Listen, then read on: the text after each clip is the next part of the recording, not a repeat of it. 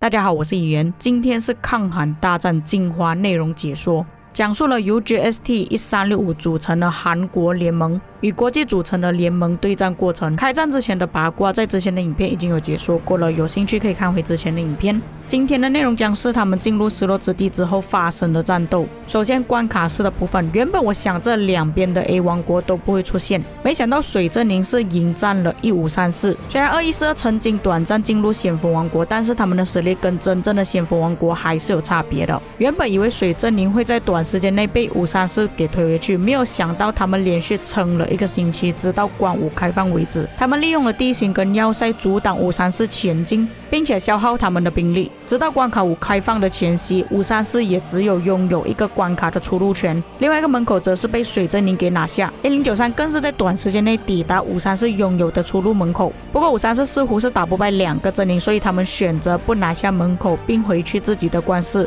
所以在他们这里关5的部分是完全没有战斗的。另一方面，雷阵营的部分，在关室即将开放之前，雷阵营是有不少部队站在门口前面的。直到门口开放的时候，雷阵营没有办法拿下门口，960的人已经抵达到了门口。雷阵营只是偶尔出来做地鼠，并没有对960展开进攻。就这样，960度过了平静的时光。直到关卡5开放，960就要面对2个阵营。在关5开放的时候，960优先拿下门口，在拿下门口之后就丢了不少的要塞出去卡着地形，让雷阵营没有办法翻墙，也利用地形的设计暂缓了对方建起速度。要塞也是卡在圣殿附近。不过在第6区域明显还是对方的玩家比较多，雷阵营再加上火阵营，1500位士兵对上200位精锐，在双方配合之下，960的地形逐渐缩水，连接上圣殿的要塞也是被拆除了。在关6开放之前，对方有尝试过很多次丢要塞在960的领土内，试图偷袭还有击败960的防御线，不过都被960一一化解。详细的内容 CPU 的影片还有我之前发布的影片都有提过。虽然拿不到圣殿，但是960的目标一直都很明确，他们并不是想要把365还有雷阵营给推掉，而是在第6区域消耗对方的支援兵力。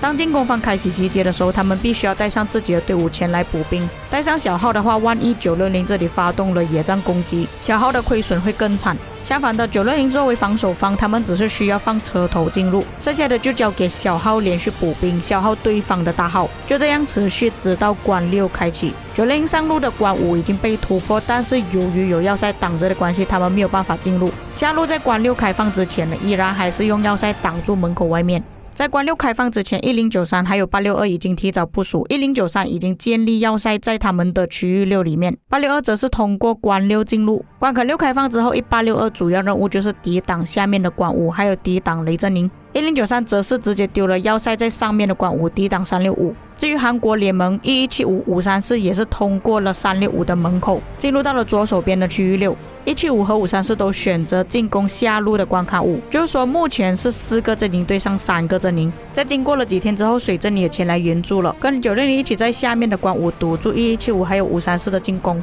1862则是去阻止雷阵营从关室出来，上面的关5则是交给1093还有960。持续到皇庭开门前夕，当时的地图分布是这样，韩国军团跟国际军团的想法不一样。365的想法是想要利用534还有1175阻挡两边的路，成为他们的盾盘。365则是从中路开始突破 A 王国。在关卡器开启的时候，1093优先拿下关卡，接着就是960。1093由于拿下关卡比较早的优势，直接把1175给顶回去了。野仗直接压到1175的门口，原本1175想要翻墙出来的2个路线旗帜都已经被顶回去了。960的情况就没有这么好，虽然534有不少的旗帜被顶掉了，但是他们建起速度还是比960稍微快一点。960的盟友786建起的位置稍微有点偏高，导致960剩下的领土不多。在所有旗帜建好之后，就变成这样的情况，领土最多的就是1093。960原本要前进的旗帜全部被534挡着了，也连接上了365的旗帜，也还好下面有786、2142帮忙顶着。由于他们的旗帜已经优先连接上了圣城，365的想法是想要把他们推掉，包围整个圣城，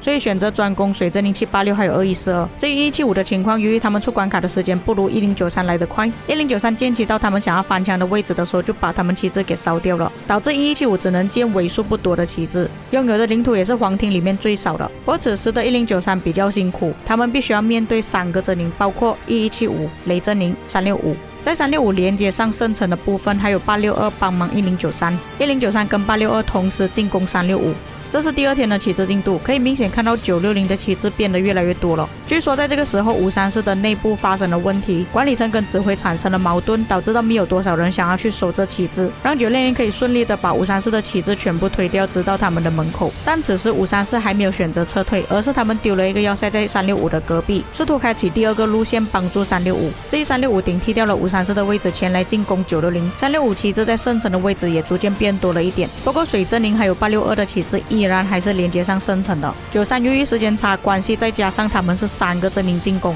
旗帜稍微有变少了一点，但位置依然还是在防守线上。在第3天960直接把534给推掉了，不过534在另外边开了一条路线，1175也由于门口被堵着的关系，他们也上去帮忙了。下面的路线让给雷阵营建立更多的旗帜。韩国联盟拥有的领地越来越少，看样子即将要输下去的局势，所以534跟1175直接找960出气，3个韩国王国全力加攻960。此时的圣城已经被水阵营还有862全部包围了。93也是突破防守线往上进攻，少了1175的阻止，他现在只是打2个阵营，在右侧还有862的帮忙。到了第4天，韩国联盟的旗帜只剩下365依然还在外面，和少量的雷阵营紫色的旗帜。93也是丢了一个要塞在960的后面，建了旗帜连接上534的关卡，就是说在第3天的时候其实已经分出胜负了。这次960还是延续了不败神话，这场战各个王国都表现得非常好。水阵营除了一开始抵挡着534的进攻之外，关六也是跑去960的领土帮忙挡着534进攻960的关五，黄庭更是坚守着防线，不让365拿下圣城。1093虽然在早期没有什么打，但是在关六开放之后，除了帮960之外，还要抵挡着另外边的关六。1175、534、365他们都有打。到了黄庭，我也是见识到他们优秀的防守，就算面对3个阵营同时进攻，他们依然还在防守线上。这一光阵营虽然1187没有参与，但是862他们还是选择加入这一场战斗，一个王国扛起整个阵营。关六开放挡着的有2个王国的雷阵营，帮忙守住960的第5区域。到了黄庭抵挡365，帮助1093，并且死守这防线，旗帜一直以来都有连接上圣城了。大家的目光都放在960上面，但其他阵营真的是表现不错，值得嘉许。这场仗已经不在乎960最后能不能获得星星，能不能获得终战了。能够找到配合度如此之高的 KVK 地图，实在是非常难得，尤其是在对面韩国联盟阵营，在他们优先联合组织的情况下，依然还是可以打败对面韩国联盟。我也是代打的一员，比较多的代打都是华人居多，不过这场仗也是不少的外国人也选择帮忙960加入这场战斗。就算对方是用作弊的方式打 KVK， 利用机器人，利用脚本外挂，最后依然还是不能获得胜利，也为全服被机器人欺负过的玩家出一口气。今天由于是精华内容，所以有很多战场内容呢，还是建议各位去看直播，更能身临其境的体会到。影片的最后也恭喜960成为全服第一个破2兆击杀的联盟，也恭喜他们再续不败神话。第10场 KVK 依然获得胜利，实实在在的华人之光，期待960下一次的表现。以上就是本期内容，我们下期再见。